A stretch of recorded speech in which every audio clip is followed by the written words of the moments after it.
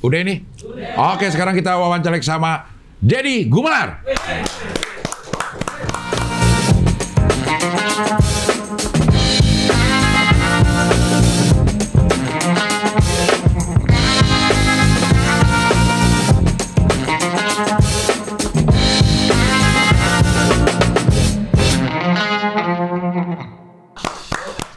Kenapa Gelora, Mas? Kenapa? Kenapa Gelora nyari partai baru? Dalam setiap proses itu kan orang mencari pencapaian. Iya. Saya pernah di PDI. PDI itu kurang lebih 8 tahun deh. Di PAN 2 tahun. Berjalan alami saja. Sekarang tanya, Abdel kenapa rumahnya di sini gitu? Nggak di Menteng. Ya mungkin besok akan di Menteng. Kan bisa aja begitu. Jadi di dalam politik tidak pernah ada yang sempurna kecuali ada kemungkinan dan kenyamanan. Esensinya, politisi kan biasanya dia mencari ruang paling esensi adalah kemerdekaan gitu. Ya, ya. Bukan berarti harus diterjemahkan di sana nggak merdeka, enggak. Dan proses. Kebetulan kita kan gini-gini kan orang panggung, agak-agak seniman dikit ya. Ya. Nggak bisa menghadapi hal yang sifatnya terlalu birokratif, terlalu feodalisme yang sangat membutuhkan ruang dialektika kayak gitu loh, Del. Di Gelora terbuka, sangat terbuka, egaliter. Egaliter. Dengan ketua umum saya bisa ngomong begini, Fahri Hamzah boleh jadi macan podium lah istilahnya. Kalau di rapat kita tunjuk-tunjukkan begini nggak apa-apa gitu loh, Bos. Lebih nyantai lah gitu loh. Tapi kan Mas, politik itu salah satu tujuannya berkuasa gitu ya, Mas ya. Yes. Berkuasa artinya bisa terpilih lah kalau legislatif gitu. Iya. Emang seberapa besar kansnya kalau menurut Mas Deddy di Gelora? Di Gelora ya. Itu kalau tidak salah hasil surveinya yang pertama ya hampir menyentuh angka 70%. 68 sekian persen rakyat Indonesia menginginkan partai baru. Oh, menginginkan partai Awalnya baru. dari situ dulu. Oke. Yeah. Awal dari situ dulu. Contoh kalau kita balik ke belakang, di Indonesia kan sekarang yang berkuasa incumbent ada 9 partai. Yeah. Yang jelas berkoalisi dengan pemerintah itu 7 partai. Nah, otomatis 7 partai ini tidak lagi berfungsi sebagai oposisi kan? Kontrol, ya. Kontrol. Ya. Oposisi ini kan mesti masyarakat mesti tahu bahwa oposisi bukan membenci pemerintah loh. Ya. Bukan memusuhi presiden loh. Dia menggunakan fungsi kontrolnya. Menggunakan hak pengawasannya sebetulnya. Kalaupun partai kita berkoalisi dengan pemerintah, bukan berarti kita terus diam ketika ada kebijakan yang tidak berpihak pada rakyat. Kita mesti ngomong. Itu baru anggota legislatif. Memang posisinya dia, kan dia wakil rakyat, bukan wakil pemerintah. Sekarang lebih terkesan menjadi wakil pemerintah, itu persoalan. Ya. Sehingga begitu muncul survei sangat signifikan dong. Relate lah. Ya. Ada alasan, ada relasi hukum antara ketidakpuasan masyarakat. Kayaknya coba deh ada partai baru.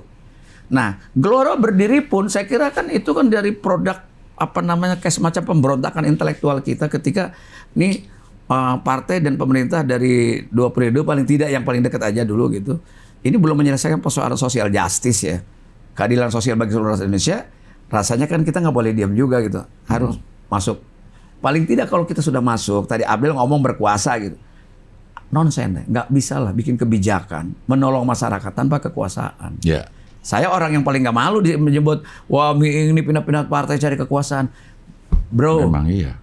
Harus begitu. Nggak bisa kalau nggak ada kekuasaan.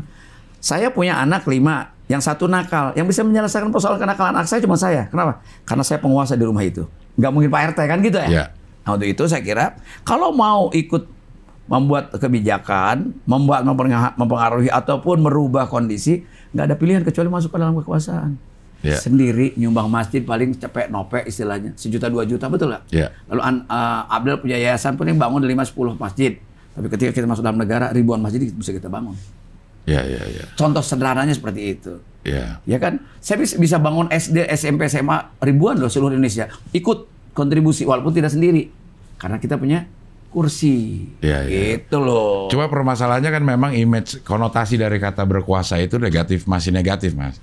Karena pada saat yang sama orang-orang yang berkuasa tuh ya tidak amanah lah misalnya. Sangat bisa dimaklumi. Dan saya juga nggak marah, nggak apa, orang berkuasa. Karena konotasinya yang punya kedudukan salah menggunakannya. Ya. Makanya kalau kita dengerin Pak Ustadz atau guru-guru kita, ketika kekuasaan di tangan orang yang beriman, maka maslahatnya berbeda dengan orang yang tidak beriman. Artinya dia nggak takut Tuhan. Ya. Siapa dia? Koruptor.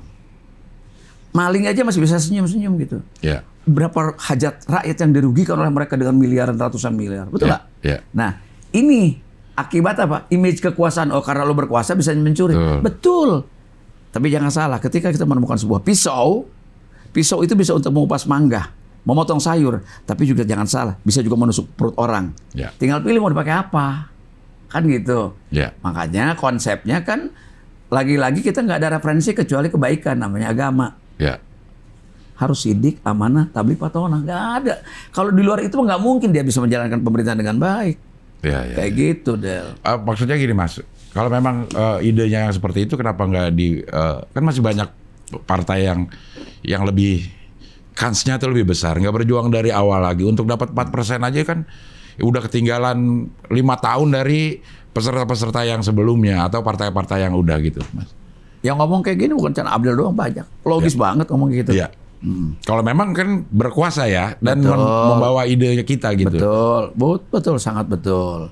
Akan tapi ada hal lain. Kan setiap orang ya kan mikrokosmosnya kan sendiri gitu. Ya. Ada di sini kan, ada feeling, ada kedekatan. Saya ini bersahabat sama Anies Mata sejak tahun 96 mungkin ya. Ya. Jadi saya pikir awalnya kedekatannya konyol, tahu nggak? Pada akhirnya dari awal memang belum menentukan sikap, tapi saya sudah kayaknya gue masih gabung sama teman-teman lama nih gitu.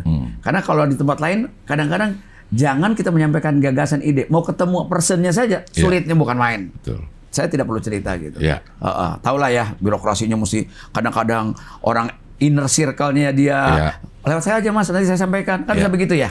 Nah sekarang kapanpun kita ketok gitu, mau tidur pun saya teleponan. Nah ini kan dibutuhkan sesuatu. Nah suasana ini dapat di sini, Del. Nah kalau tadi Abdel iya, tapi saya bilang kalau saya masuk ke partai besar lah sekarang yang berkuasa, paling tidak 5 besar gitu, emang jaminan menang juga kan? Enggak juga. Kalau soal itu, nah, cuman bukan kalau persoalan menang dan kalah, ya lagi-lagi ya gitu kan wilayahnya wilayah absolut, gitu. Wilayah kekuasaan Allah. Tugas kita berikhtiar dan bermunajat berdua. Teorinya sangat benar yang Abdel bilang. Akal saya juga masuk gitu. Tapi ada sesuatu yang memang dimiliki kita yang tidak dimiliki orang lain. Pencapaian. Lalu bukan romantisme, tapi ada proses perjuangan, keberpihakan. Ya kan? Ketika burung pipit mematikan apinya ketika Nabi Ibrahim dibakar oleh Namrud misalnya. Kan nggak mungkin burung pipit bisa mematikan itu. Itu kan urusan Allah matiinnya. Tapi sejauh mana kita keberpihakan itu jadi penting menurut saya gitu. Prinsip-prinsip itu. Nah, mungkin gaya-gayaannya Abdel ingat kali kan gini-gini kan bekas orang panggung namanya agak seniman-seniman dikit ya. Ada idealisme di situ. Bukan hanya sekedar pragmatisme harus menang. Bahwa harus menang kalau mau berkuasa ya. Tapi kalau mau mengatur, mau merubah, mau segala macam memang harus menang, harus berkuasa. Tapi untuk proses berkuasa itu maka kita ada perjuangan. Gitu. Jadi tidak ada yang sempurna dalam politik, tapi kemungkinan itu sangat mungkin. Iya. Kerja keras saya, effort saya lebih besar di sini. Tapi kepuasannya juga kalau lolos kan juga berbeda. Betul. Terakhir yang Mas Dedi sampaikan tuh survei 2,8. PSI 2,9. Yes. Apa ya? Berarti sebenarnya bagus dong idenya. Grafiknya tuh bagus. Maksudnya sangat bagus. PSI yang udah 5 tahun lebih dulu. Dia lebih dulu. 5 tahun dengan modal yang itu. Terus dimulai 0 di 5 tahun oleh Gelora. Cuma beda 0,1. Betul. Itu apa sih penyebabnya? Apa ya? Kalau di masyarakat apa yang sebetulnya kan PSI masih bisa lebih dari itu. Iya. Kan siapa dulu paling nggak sampai sekarang lah Mas. Itu kenapa Gelora bisa diterimanya sebegitu masif lah kalau 2,8 ini? Kesadaran teman-teman yang masuk ke Gelora itu rata-rata idealis kuat. Artinya giroh berpolitik berjuangnya sangat kuat. Sehingga apa? Kedekatan dengan masyarakat otomatis tidak ada pilihan. Apalagi kita julukannya kita nih partai dan caleg-caleg mustadafin. Mustadafin itu orang-orang duafa. Itu kita kalau nggak Dan hasil survei, elektabilitas itu yang paling tinggi adalah tatap muka. Oke. Bertemu dengan orang. Biar lo billboardnya segede gaban gitu. Kalau lo nggak turun, nggak. Itu banyak bukti kok gitu. Nah, ini kelihatannya kita merajut networking ini. Dan saya turun ke pasar, kemana-mana, menemui masyarakat. Karena menurut prinsip kita gini, politisi bukan cuma sekedar menang ingin berkuasa lalu merubahnya atau membuat kebijakan, tapi dia juga harus menjadi public educator loh, menjadi pendidik bagi masyarakat, gitu loh, bahwa kita ini mau bantu ibu bapak loh gitu, maka ibu bantu saya. Kalau orang Betawi bilang, lu bantu gue hari ini, besok gue bisa bantu lo. Kalau lu nggak bantu gue nggak bisa. Bohong kalau dengan tanpa kekuasaan kita bisa bantu. Del, 5 tahun jadi anggota DPR, ribuan orang miskin kita tanda tangan beasiswanya. Kalau sendirian sekarang miing doang, nggak bisa. Itu yang paling penting dipahami. Ya. Nah, sekarang nggak bisa bangun sekolah. Dulu waktu 5 tahun jadi punya kekuasaan di anggota DPR, ribuan sekolah kita bisa tanda tangan. Minimal ke dapil saya, Pandeglang dan Lebak. Ya. Bayangkan loh. Nah, jadi itu yang menarik bagi kita. Artinya apa? Kan kalau mau istilahnya cara berpikir orang kita ya kebanyakan kita. Cucu udah 8, udah hiburan aja sama cucu, tinggal makan doang kan punya warung nasi. Abdel juga tahu gitu, numpang makan aja di situ kan. Tapi kan orang nggak bisa cukup kayak gitu, kayak embek gitu, asal makan tidur kawin gitu kan. Kita kan punya akal budi. Artinya selama kita hayat masih dikandung badan, pantang untuk tidak bermanfaat bagi orang kan. Nah untuk itulah saya melihat politik ini dia ruang yang memiliki dimensi muamalahnya yang terluas. Gitu loh. Sekarang begini. Mau maksakan jadi pelawak juga nggak ada yang manggil. Udah tua, Miing. Udah nggak lucu. Masa kita mau paksain? Kayak gitu. Mau kayak Abdel, mungkin udah nggak sanggup. Kecerdasannya juga beda. Komunitas gaulnya udah beda. Gitu. Satu-satunya jalan. Tapi kita tidak boleh berhenti karena masih hidup. Gitu. Bukan persoalan. Kalau soal rezeki, bayar listrik, nyokolain anak, kan relatif udah beres. Ya kan? Masih bisa naik kendaraan, masih bisa beli bensin, kan Allah masih jagain rezeki kita. Nggak usah takut soal gitu sih. Toh saya juga di DPR dulu nggak jadi kaya raya. Pulang dari sana juga nggak jatuh miskin, pensiun, biasa aja gitu. Allah jagain. Rezeki itu jangan dipaksain, itu domain Allah udah. Itu clear, final. Tapi ada yang harus kita isi apa? Sisa umur ini, kemanfaatan itu. Contoh, belum tentu menang ke DPR besok, tapi betapa amal jariah kita tebar. Apa? Network, silaturahmi. Bagaimana caranya kenal dengan orang Jati Asih kalau nggak ke politik? Bagaimana bisa kenal sama orang Keranggan dan orang Keranggan kenal saya? Karena jangan politik. Bagaimana gue bisa ngindar ke masjid-masjid dan sholat di masjid-masjid itu kalau tanpa jalur politik? Mungkin sholat di komplek aja. Itu udah untung kita, keuntungan. Yang kedua, mungkin punya seperak, 2 perak. Kalau kita ngumpulin orang kan nggak mungkin dia nyiapin makan, kita yang nyiapin makan. Ada amal jariahnya kecil-kecilan. Yang ketiga, mungkin kita tausiah dikit, orasi mini, lalu ada sharing, ada ilmu yang kita sampaikan kepada mereka, ada spirit yang kita sampaikan kepada mereka. Itu politisi harus lebih dari sekedar menang menurut saya. Gitu loh. Terus kenapa Depok, Bekasi Mas dapilnya? Ya karena memang Jabar 6 tuh Depok, Bekasi. Bekasi Depok. Dipilih, kenapa milih itu? Kenapa nggak milih yang di Pandeglang aja, yang udah pernah? Dulu saya di Pandeglang dan di Lebak. Hitungan rasional saya, di sana juga tidak mungkin menang partai baru itu. Di sana kulturnya beda. Tradisional. Itu satu. Kedua, di sana kan ada 3 dinasti yang kuat. Nggak usah dijelasin lah ya, paham. Hitung-hitungan kita dengan kursi 6, mereka 3 aja kalau maksain mereka 1 keluarga 2 udah 6. Kalau satu-satu aja tinggal berapa sisanya? Tinggal 2. Berebut berapa partai di sana. Secara rasional tidak. Berapa? Kita pertama sumber daya kita. Sumber daya apa tuh? Satu, infrastruktur. Mereka rata-rata pejabat, bupati dan lain sebagainya, gubernur. Mereka punya infrastruktur. Ada kepala dinas, ada camat, ada kepala sekolah, ada bohong kalau nggak digunakan. Ada lurah, ada RT RW, semuanya prakteknya dijalani itu. Kadang-kadang orang ada PNS di sana, potret, jangan potret, duduk sama saya di restoran, dia pergi takut ada yang motret. Dia deket miing, pahamlah psikologinya. Begitu masalahnya politik, begitu resistennya orang. Kayaknya hampir di semua tempat masih kayak begitu. Apa artinya? Karena ketidakdewasaan.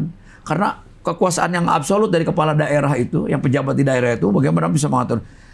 Bahkan ya camat bisa dikasih target. Suara kecamatan sini segini ya. Kalau enggak nasib camatnya besok nggak tahu.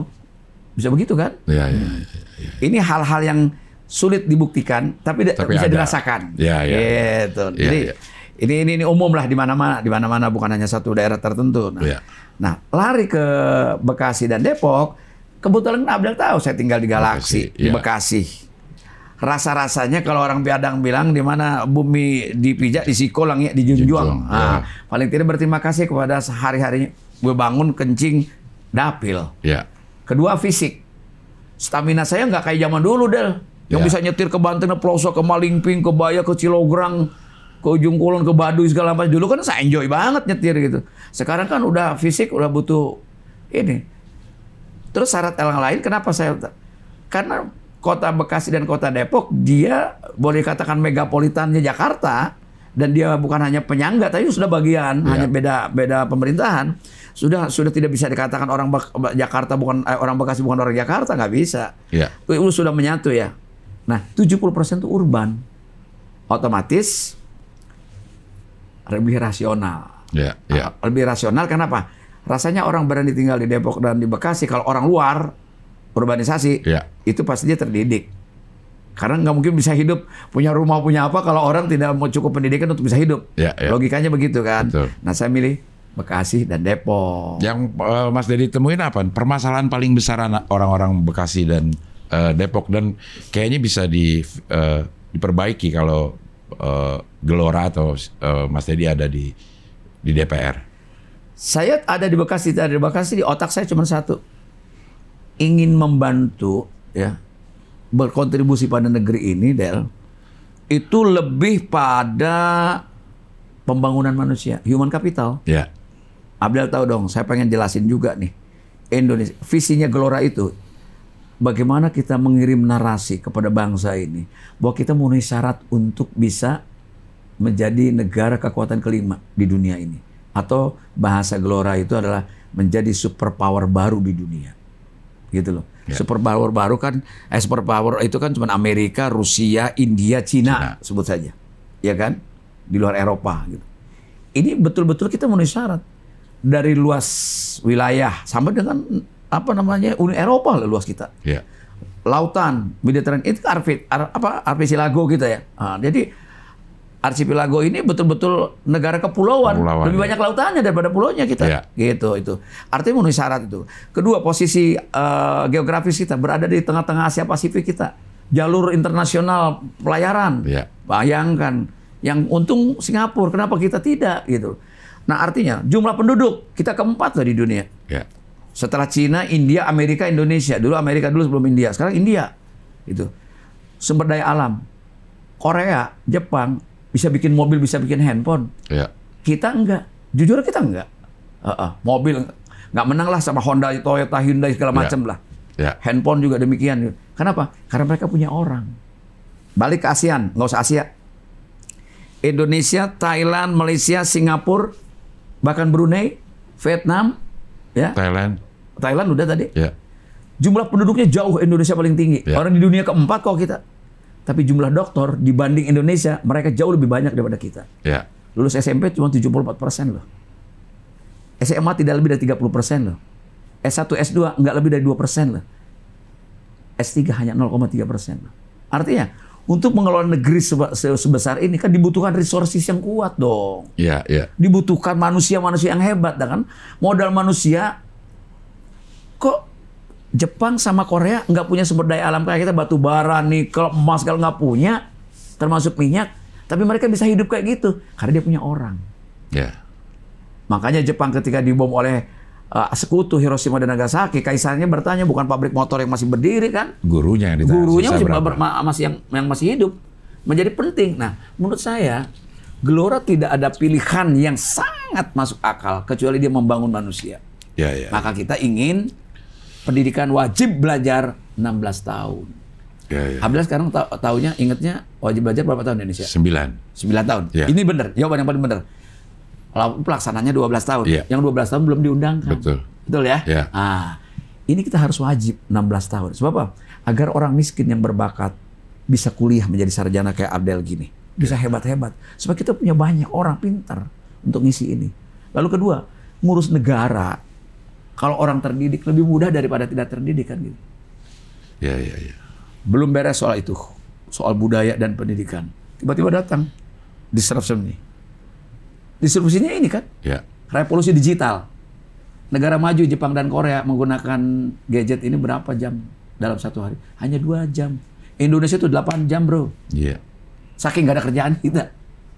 Bahkan di negara Finlandia atau ini udah dilarang umur SD untuk pakai gadget. Karena Finlandia itulah negara terbaik pendidikan di dunia, rankingnya. Ya. Jadi masuk fakultas keguruan, masuk IKIP-nya sono lebih sulit daripada masuk FK, kedokteran. Dan gajinya pun besar. Sehingga apa? Mereka jadi negara yang maju. Gitu, dalam pendidikan. Mas, saya kan beberapa nih ngomong sama caleg-caleg, ada DPR, ada DPRD gitu. DPR tuh memang visi, misi, terus pengetahuannya memang hampir sama lah sama Mas Deddy gini. Cuman kan pada kenyataannya nih kalau kita ke masyarakat, justru program-program DPRD yang menyentuh langsung gitu. Nah itu gimana ya Mas ya?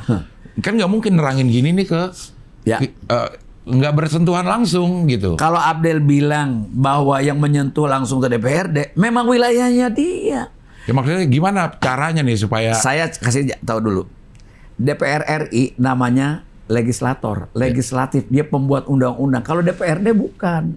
Dia itu di undang-undangnya adalah Ngawasa. mitra sejajar, bukan? Mitra sejajar, ya kan?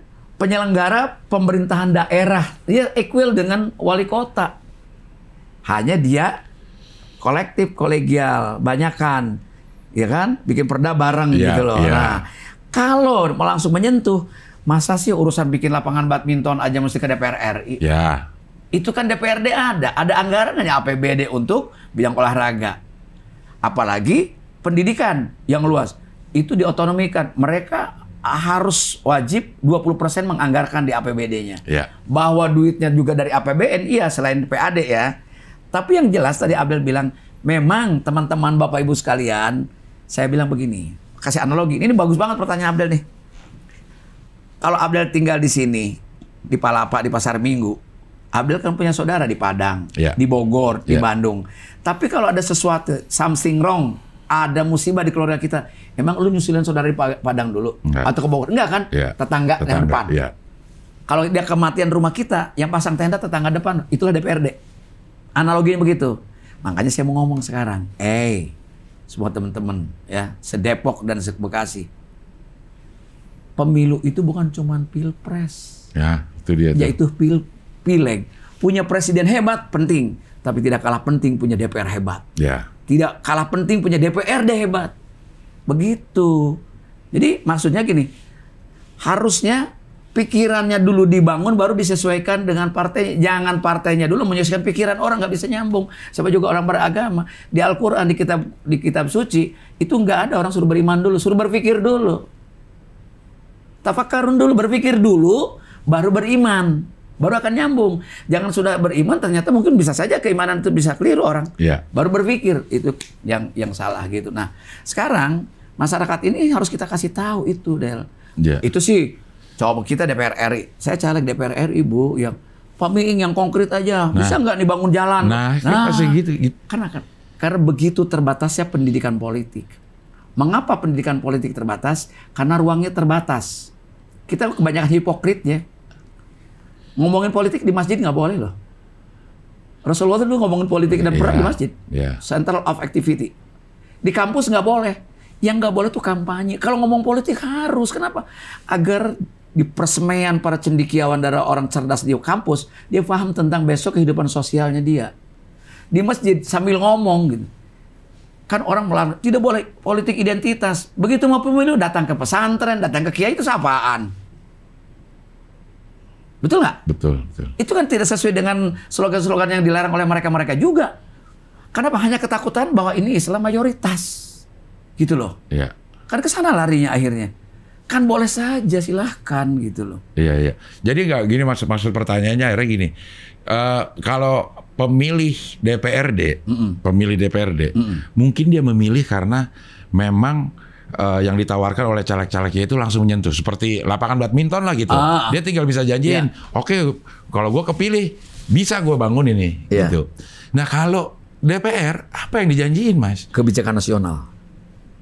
Di kompleks ini, misalnya, Pak, orang-orang sini anak-anak sekarang punya anak 3, masing-masing minta motor 1 karena sekolahnya jauh. Ya. Oke, sekolahnya jauh. Kalaupun naik mobil umum takut hilang atau culik atau segala macam. Ya. Bisa nggak? Mereka kan sekolah TK di sini, di kompleks ini. SD-nya nggak jauh, jalan kaki bisa. Ibunya bisa kontrol. SMP-nya jauh banget, keluar dari pasar Minggu. Bisa nggak bikin SMP di? Bisa. Itu DPR RI. Itu DPR RI. Kita ngomong sama Wak Lurah, sama camat, sama wali kota, siapkan tanah. Saya yang bawa aspirasinya. Saya pernah bangun ya, buat teman-teman di Banten nih. Di daerah Cibaliung sana, itu membangun SMK pertambangan. Itu gagasan murni dari saya. Kenapa? Karena di daerah sana ada 3-4 kecamatan. Di 2 tempat itu ada perusahaan tambang emas Australia dan Antam. Sementara perusahaan itu tidak bisa nampung, tidak bisa menyerap tenaga kerja orang lokal. Kenapa? Karena tidak punya pengetahuan dan keterampilan tentang tambang yang teknologi tinggi. Ya. Kan nggak mungkin diterima nggak bisa kerja, nggak diterima jadi problem sosial. Malah orang lah, apalah gitu misalnya. Ya kan? Itu kan jadi mengganggu. Nah, caranya adalah saya diundang bicara dengan lurah, dengan camat, dengan orang tambang, dengan masyarakat. Pilihannya cuma satu, dirikan lembaga pendidikan yang kemungkinan akan terserap oleh perusahaan itu. Gitu dong. Orang situ jadi kerja di situ, di tambang. Gitu loh. Nah, itu adalah bagian dari kebijakan-kebijakan nasional yang dikerjakan oleh DPR RI. Makanya dia namanya legislatif. Ya, lembaga yang dimana membuat peraturan perundang-undangan bersama presiden loh. Bersama presiden. Presiden akan menugaskan para menterinya untuk membahas undang-undang tersebut, disebut panja pemerintah dan panja DPR, gitu loh. Nah ini nih, nyambung bicara itu. Buat apa? Kayak tadi, Pak, saya dapilnya Depok dan Bekasi. Tapi orang Papua pengen beasiswa, datang ke sini, bawa mana IPK-nya? Saya tanda tangan. Itu kebijakan nasional. Kalau orang Bekasi, dapilnya 3 kecamatan, misalnya Bekasi Selatan, Pondok Gede, Jatiwaringin, dia cuma bela lingkup situ saja. Gitu. Bahwa dia mungkin bisa bantu Kota Bekasi. Kalau kita mutlak harus loh. Kenapa? Ada RI-nya. Ya. Mas, ini mungkin nggak sih hal yang seperti ini karena kita pilpres sama pileknya bareng, jadi untuk pengetahuan masyarakat tentang fungsi legislatif itu jadi kurang, habis energi orang di pilpres. Ya, bener Del, bener banget. Saya juga ngeluh sebagai praktisi ya, di lapangan gitu ya.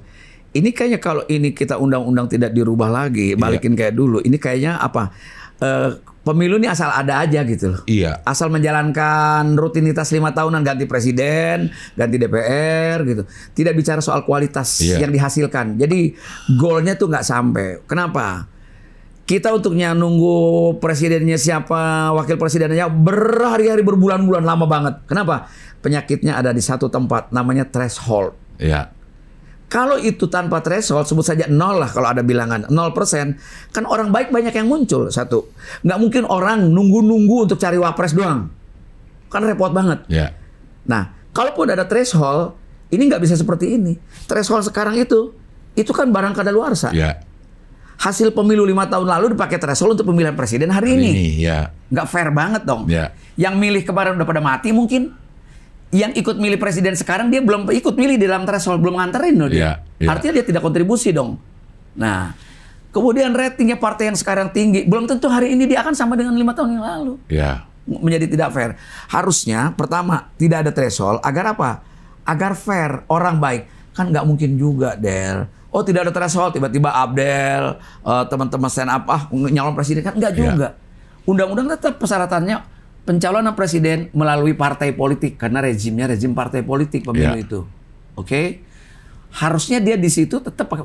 Nah, bukan berarti Meing juga gue udah keluar calon. Nggak mungkin. Pokoknya kita ada seleksi internal, ada kesadaran diri.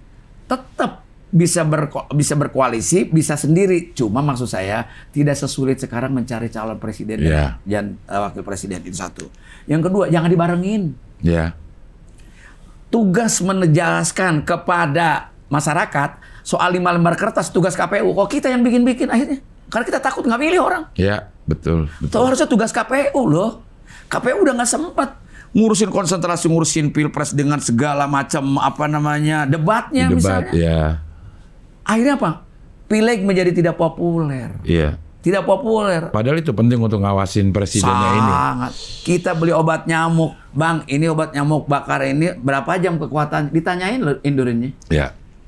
Kira-kira kalau saya tidur ini obat nyamuk ngebul gini, asapnya kena hidung terhisap, bahaya nggak? Ditanyain loh. Kecap ini expirednya berapa ya? Kok milih wakil rakyat yang menentukan nasib anak cucu kita 5 tahun ke depan? Nggak ditanya lo siapa dia? Betul nggak? Yang penting ada sembako, yang penting ada gocap. Ya, ya. Ini bahaya banget. Apalagi yang sekarang Mas, cuma waktu 3 bulan ya. Justru itu. Kayaknya yang punya uang yang bakal menang. Sangat. Dan saya tidak yakin ya, baik penyelenggara maupun hasil mendapatkan hasil yang berkualitas. Maksimal, ya. Maksimal. Enggak. Yang optimal enggak. Kenapa? Karena kondisinya bisa kita lihat gitu. Sekarang gini, nggak usah nenek-nenek deh 5 lembar kertas, anak muda aja bingung kadang-kadang, betul nggak? Iya, iya. Ma, engke, ya nanti ya, ini nih, DPR RI warnanya kuning kertasnya ya. Belum lihat loh dia, cuma yang kuning. Iya. Nanti yang hijau itu DPRD tingkat 2 kota kabupaten. Yang ini DPD 5 lembar, Cing. Iya. Dan itu tidak dijelaskan. Ada di YouTube. Nenek-nenek nonton YouTube kagak. Hah? Jadi gimana nih Mas? Top lu juga kagak ditonton sama Iya. nenek-nenek yang ikut pemilu juga. Iya, terus gimana ini? Loh kita juga ya. Nah ini kesalahannya ada di pembuat undang-undang.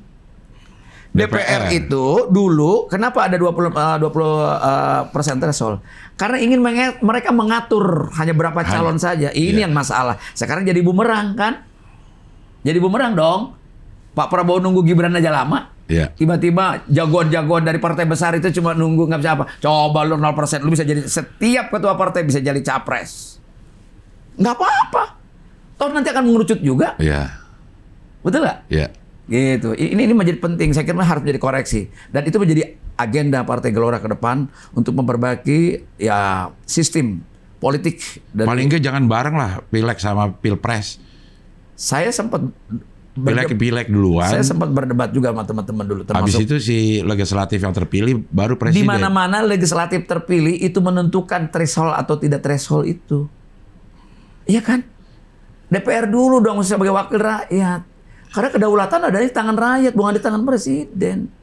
Kalau zaman dulu tuh presiden sebagai mandataris kalau ada MPR. Iya. Pengejawantahan dan pelaksanaan tugas dari titahnya rakyat yang pemilik kedaulatan gitu loh. Mestinya begitu. Makanya kembalikanlah kepada Undang-Undang Dasar 45 agar kita tatanan para founding father kita sudah membangun sedemikian demokratisnya, sedemikian dewasanya. Sekarang gila kan. Asal Pilpres pasti pembelahan. Betul nggak? Iya. Menjadi apa namanya abang ipar sama adek ipar berantem hanya gara-gara pilihan presiden salah. Majelis Taklim nggak mau ngaji di situ karena pilihan presidennya berbeda. Ini kan masalah buat bangsa gitu. Terpolarisasi betul gitu. Ini jangan diulangi lagi sebaiknya gitu. Udah selesai lah. Harusnya tahun 2024 besok ini begitu ketok palu lalu dilantik anggota DPR, yang pertama saya harus minta ya masuk atau tidak masuk ya. Iya. Betul-betul ini harus ditinjau kembali undang-undang politik kita, undang-undang pemilu kita. Karena itu kuncinya di situ. Iya. Kalau enggak kita akan akhirnya kita hanya orang yang punya ya para kapitalis lah. Iya, iya, iya. Karena juga ada apa ya? Ada beban moral juga untuk para partai pendukung yang mendukung salah satu capres untuk ngemenangin dia juga. Iya. Jadi konsentrasi terbagi. Sangat Del. Udah kita dapat tugas dari partai mesti menangin presiden yang kita koalisi. Iya, itu dia. Udah gitu memenangkan diri kita juga setengah mati. Iya. Repotnya. Yang ada datang ke posko kita bukan minta kaos kita. Iya. Karena kita juga nggak ada. Mintanya kaos Ono. Dari Ono kagak dapet kita. Otomatis kita cumbuanin sendiri. Iya. Itu 2019 gua babak belur kayak begitu di Banten dulu. Berat. Sangat berat. Menurut saya sih mutlak. Dan ini kan etape terakhir saya. Iya. Ya di usia 65 udah nggak mungkin lagi 2029 masih tetap mau kayak begini capek, enggak lah udah. Iya, iya. Gitu. Tapi Belum masalah yang kalau kita pengen sosialisasi kita gitu ya. Masalah nomor aja jadi bingung, Mas, karena di bareng ya. Misalnya presidennya nomor 1, kita nomor 3 nih, kan bingung. Ya. Presiden ini nomor 1 ya, ntar Mas DPR nomor 3 ya. capek. Otak. Udah gitu partainya nomor sekian. Tiga nomor. Iya. Oh, ini memang berat. Saya kira mutlak ya. Ini bukan, saya tidak mengkoreksi KPU karena dia pelaksana. Ini jelas DPR paling tidak yang dalam 2 periode ini harusnya memikirkan tentang ini. DPR paling tidak, dia setiap pemilu habis dilantik dia punya kesempatan untuk merubah undang-undang. Kalau dirasakan ini menjadi madorot buat masyarakat sendiri. Yang sederhana 5 lembar itu nggak gampang, Pak. Iya. Buat orang-orang usia di atas 45 tahun. Ya kan? Kadang-kadang dia stres kok masuk ke balik TPS itu, takut salah, takut dan sebagainya gitu. Jadi bagaimana kita bisa melahirkan pemilu yang berkualitas? Ini kita belum bicara soal kejujuran loh. Soal kejahatan belum bicara loh. Kejahatan pemilu belum bicara loh. Ya kan? Ini dari rentang waktu yang 3 bulan, konsentrasi yang terpisah. Terus apa namanya logistik yang kita punya. Ini baru teknis, belum attitude. Iya. Baru teknis dong. Undang-undang mengakibatkan teknis menjadi repot. Iya. Belum attitude. Kalau misalnya soal kejahatan, misalnya KPUD-nya kayak Bawaslu-nya, contoh, saya ngalamin di daerah dulu pemilu gitu. Kalau saya baru duduk di teras orang aja ngumpul 20 orang diawasi oleh Panwas kecamatan. Tapi ada istrinya pejabat, sebut saja istrinya bupati, menggunakan sekolah SD hari Minggu dipakai itu. Itu gedung negara, nggak boleh. Nggak diapa-apain tuh, kita laporin juga nggak diterima tuh. Nah itu artinya attitude itu. Bahwa secara hukum salah, secara moral apalagi gitu loh. Jadi ini masalah bagi kita. Maka untuk itu tadi Del, kebijakan politik kita tidak ada pilihan kecuali memperbaiki kondisi pendidikan bangsa ini. Jadi saya tetap, bukan karena saya, kan orang suka persepsinya kalau artis, pelawak masuknya Komisi 10. Bukan soal itu. Memang Komisi 10 yang membidangi peradaban. Di situ ada pendidikan dan kebudayaan. Di situ ada pemuda. Ada 2, pemuda dan olahraga. 2 tuh. Itu kan peradaban. Ya kan? Pariwisata dan ekonomi kreatif. Perpustakaan, literasi. Itu kan bagian komisi ngebenerin orang lah bahasa anak-anaknya. Di sini kuncinya. Melalui apa? Melalui kebijakan politik. Gitu loh. Iya nggak? Mas, dengan penjelasan dari info dari Mas Dedi dengan segala rintangan hambatannya 2,8 survei terakhir ini, hebat banget dong Gelora dong Mas. Kalau gitu Mas. Apa sih yang? Alhamdulillah. Yang saya bilang tadi, ini partai baru, tapi isinya banyak orang lama kan. Kami pernah punya pengalaman menang dan pernah punya pengalaman kalah. Untuk partai yang baru ini yang paling tinggi. 2,8 ini kita untuk partai tinggi. baru ya. Iya, kita paling tinggi. Untuk partai yang kemarin non parlemen yang nggak dapat kayak ada Hanura bukan partai baru, partai lama. Masih di bawah juga. Di bawah kita, di bawah kita. Jadi di atas cuma PSI. PSI di atas kita. Dan P3 yang PKB. PKB. Kalau nggak salah P3 di bawah kita deh kalau nggak salah. Saya nggak tahu. Coba ntar saya lihat ya. Ada kok. PKB artinya udah lewat threshold tuh. Udah lewat Pak. Udah lewat. 4, sekian. Udah. Kan ketika Caimin menjadi wapres kan otomatis dia ada kotel efek dong. Iya. Gitu. Maksudnya di antara partai-partai yang belum sampai threshold, Gelora itu ada di nomor 2 setelah PSI. Pokoknya di bawah PSI aja. Di bawah PSI kita. Iya. Gitu. Dengan waktu yang tinggal beberapa hari lagi. Iya. Target kita sebetulnya 6 dari waktu perencanaan kita. Target boleh dong. Iya, boleh lah. Artinya orang mimpi harus lebih besar. Bahwa prakteknya turun, nggak ada masalah. Minimal angka aman di 4 kan. 4%. Contoh waktu itu kalau nggak salah jumlah ya ada P3 kalau nggak salah nggak sampai 4%. Kalau mohon maaf ya takut salah. Tapi jumlah suaranya lebih banyak, masuk juga. Terakhir dilihat di browsing ya, 5 jam yang lalu survei terakhir memang 2,8%. Ya. Mudah-mudahan dalam sebulan ini bisa prakteknya. Iya. Gitu kan? Setelah saya muncul di channelnya Ablel, orang berpikir berubah bisa saja. Amin ya. Kan? Tidak ada yang mustahil. Jadi di dalam politik tidak ada yang sempurna absolut bahwa sebuah teori itu. Nanti kalau udah menang, kayaknya teori kita nyambung. Itu udah kalau udah menang orang dimanapun ngomong apa aja enak. Jadi gini, kalau orang kalah pasti ada sebabnya. Kalau orang menang pasti ada teorinya. Nah, kesempurnaan itu hanya dimiliki oleh Tuhan, oleh Allah. Tapi kemungkinan itu dalam proses usaha kita. Sebagai politik ya. Iya. Kan kita Yang membolak-balikkan hati manusia hanya Allah. Oh, iya. Tetapi bagaimana caranya kita mengolah itu, mengkomunikasi ini menjadi penting. Iya, iya. Banyak. Saya bilang kalau ada anggota DPR datang membawa program, udah salah banget. Dia pembuat kebijakan, bukan pembawa program. Yang program-program itu adalah pemerintah. Sebagai eksekutor, namanya eksekutif. Gitu kan? Iya. Dia kuasa pengguna anggaran. Jadi saya sampai jelaskan, Del. Anggaran ini punya rakyat, diwakili oleh DPR. Diolah, datanglah pemerintah membawa program, rencana kerja, duitnya berapa segini, dibahas, ketok palu, tak begitu ketok palu, duit di DPR, duit pindah ke pemerintah. DPR udah nggak ada pegang, nggak lihat duit lagi tuh. Kita tinggal ngawasin. Ya, ya. Makanya DPRD itu karena dia dengan wali kota, dia sebagai pelaksana mitra pelaksana penyelenggara pemerintahan daerah. Ya, ya. Jadi wajar gitu. Loh, saya aja dulu waktu di Pandeglang dan Lebak itu bisa membantu membangun stadion mini di kecamatan. Itu kebijakan nasional dari Kemenpora, ada anggarannya itu. Kita yang giring ke sana.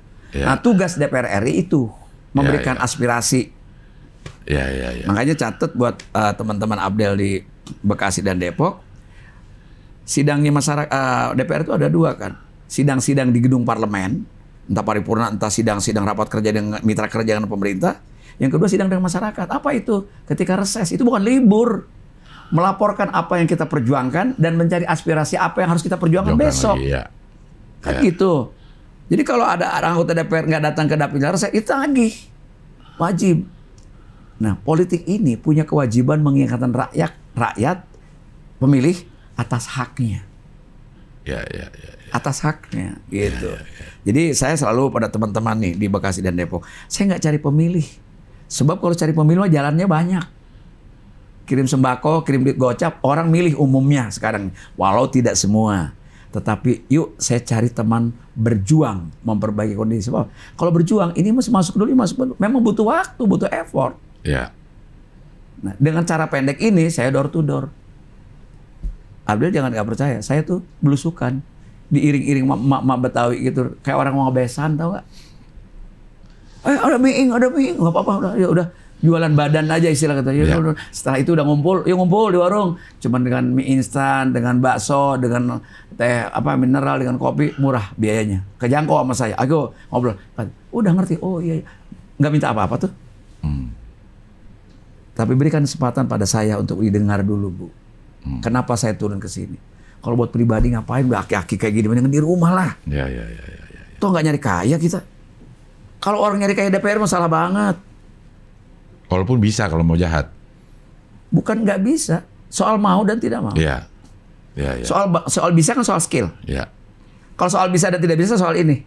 Kalau soal mau soal ini. Iya. Itu beda. Iya. Paham ya, Del? Gitu. Jadi soal ini, karena kita tahu yang legal dan tidak legal. Kalau bahasa Pak Ustadz kita kan ada hak dan batil. Betul, ya. Gitu loh. Iya. Terkesan sok suci banget sih, bukan, memang kudu begitu. Iya. Kalau nggak kasihan dong rakyatnya di korban. Kalau kita ambil duit rakyat sekian ratus miliar buat kita, berapa sekolah yang tidak terbangun, berapa posyandu yang tercecer, berapa orang tidak bisa masuk rumah sakit. Kenapa? Karena anggarannya diambil orang secara pribadi. Betul nggak? Iya. Karena harus buat rakyat tuh. Iya. Gitu. Oke lah Mas Dedi, terima kasih ini udah mencerahkan. Ya. Mudah-mudahan yang dengar juga yang nonton juga bisa memastikan pilihannya. Ya.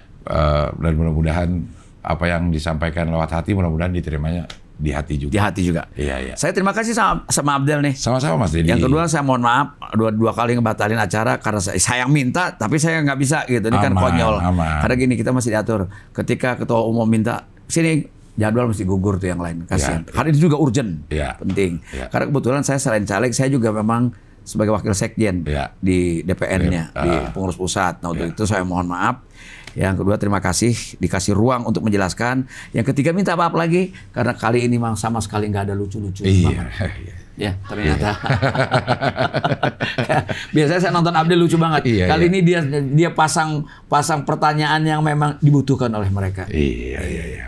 Oke, makasih, sehat selalu. Salam terima kasih Abdel. Sukses untuk show-nya tanggal 20. Amin. 20 Januari ini. 20 Januari ini. Sukses selalu. Oke. Saya ikut bangga sama Abdel. Ini adalah teman lama saya zaman dahulu. Berjuang sama-sama. Iya. Bohong. Gua anak buahnya.